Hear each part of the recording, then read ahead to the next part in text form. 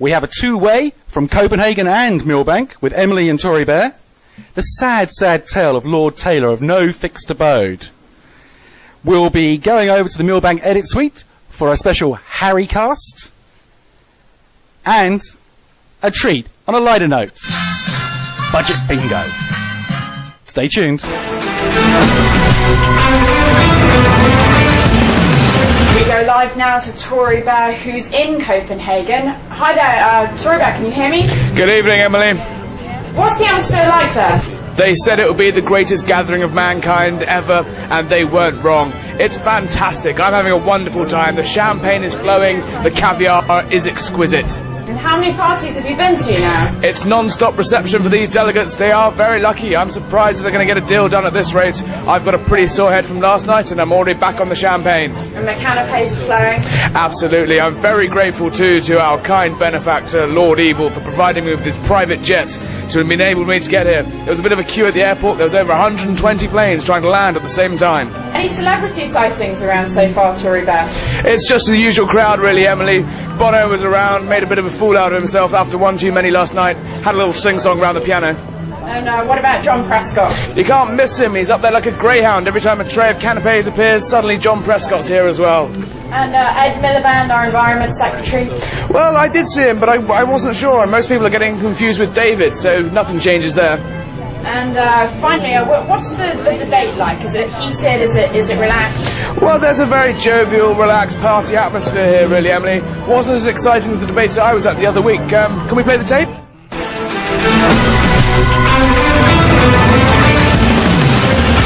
As Arthur C. Clarke says, beyond a certain point, technology becomes indistinguishable from magic. This is George Monbiot, known affectionately as Moonbat.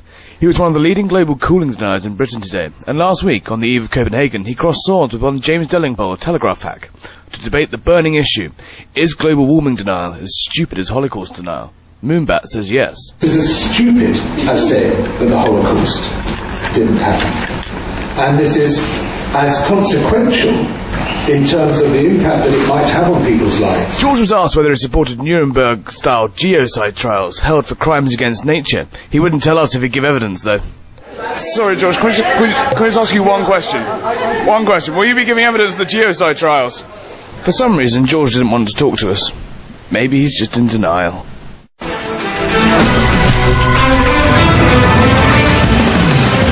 There may be those that deny climate change, but no one can deny Copenhagen's been a fantastic party. Cheers. Cheers. And how does it compare to the G20? The caviar here is far, far superior. And the champagne, any chance of a taste? Why not? I'm here so I can take off. Right, I'm off to the BMW party. Cheers, we'll see you later. Taxi! And now, the weather. Thank you, Guido. Our satellites are showing a strange gathering over Denmark. Clouds of private planes and a sweeping wind of limousines are causing noxious gases around Copenhagen. Back home, spits and spots of spending cuts, but no sign of that depression shifting. This is driving businesses south across the Channel to better climates. Elsewhere in Europe, snow conditions are hotting up in the Alps, so if you'll excuse me, I have a plane to catch with some bankers.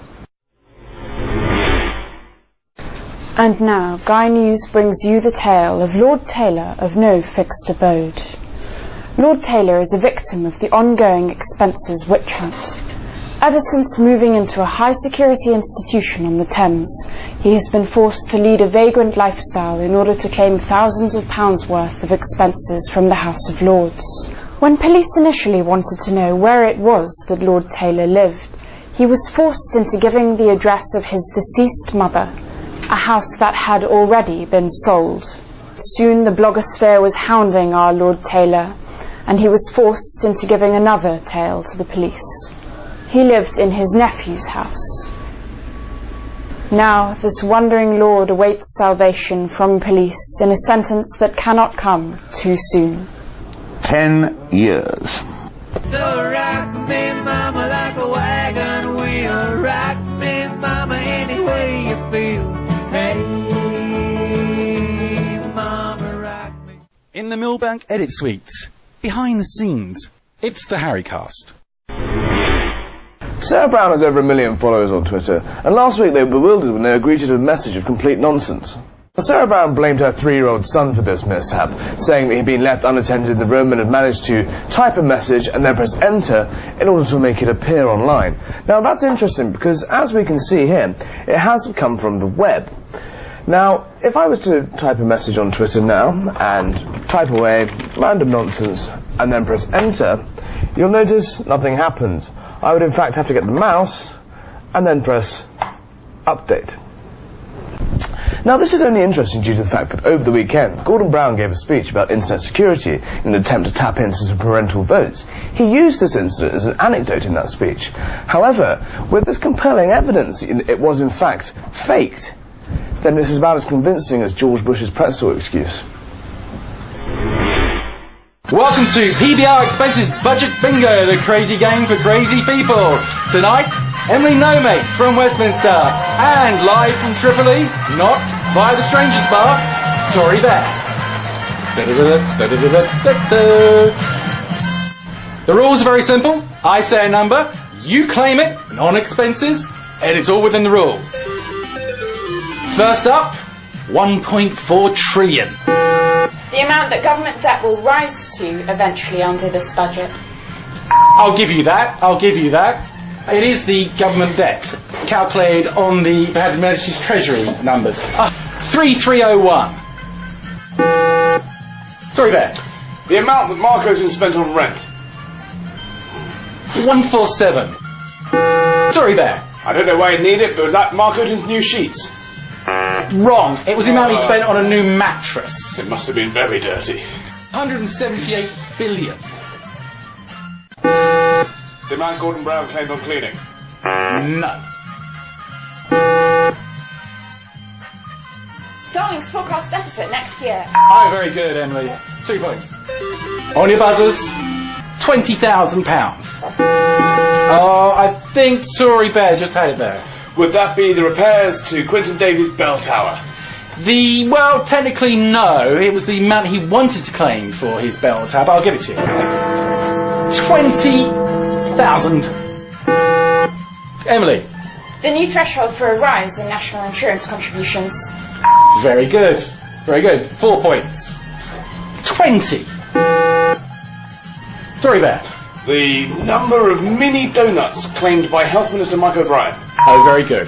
Yeah, right on the number. Very healthy. 4.75. The amount the economy shrank this year. Yes, depressingly, that is the movement downwards in GDP. 1,000. Tory Bear. Nadine Dorries' gas bill. Correct, a lot of hot air in Bedfordshire or wherever it is she lives. So with 453 points, it's Emily who wins tonight. She wins £22,045, equal to a second home allowance. And Tory Bear, here's your letter from Mr. Lee. That's bullshit budget expenses PBR bingo. He's the first black president.